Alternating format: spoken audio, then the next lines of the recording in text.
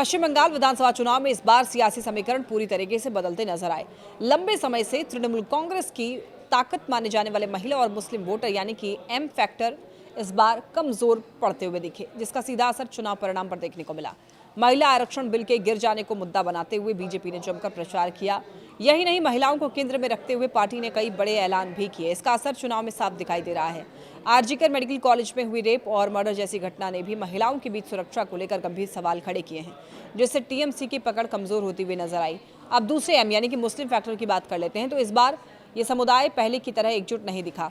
ममता बनर्जी की राजनीति में मुस्लिम वोटर अहम भूमिका निभाते रहे हैं, लेकिन इस बार ये समीकरण टूटता नजर आया। टीएमसी के अंदर भी चर्चा है कि एसआईआर, वक्फ और ओबीसी लिस्ट से मुस्लिम जातियों को बाहर किए जाने जैसे मुद्दे पर ममता बनर्जी प्रभावी तरीके से समुदाय का पक्ष नहीं रख पाई।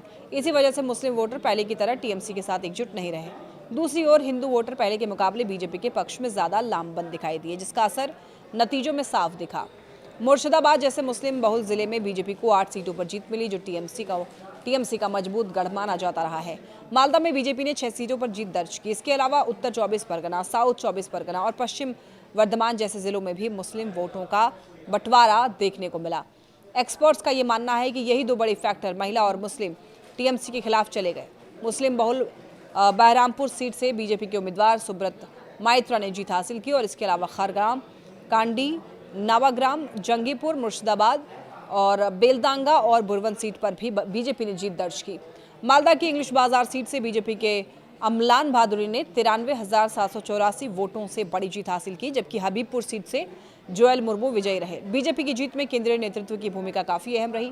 प्रधानमंत्री मोदी ने पश्चिम बंगाल के कई इलाकों में खुद जाकर प्रचार किया। वहीं केंद्रीय गृह मंत्री अमित शाह भी करीब 10 दिनों तक राज्य में डटे रहे। चुनाव प्रभारी भूपेंद्र यादव और विप्लव देव समेत कई नेताओं ने लगातार कैंप करके पार्टी को मजबूत किया। बीजेपी की रणनीति सिर्फ विधानसभा स्तर तक ही नहीं है, बल्कि बूथ स्तर तक बेहद सक्रिय है, जिसका फायदा चुनाव परिणाम में साफ तौर पर देखने को मिला।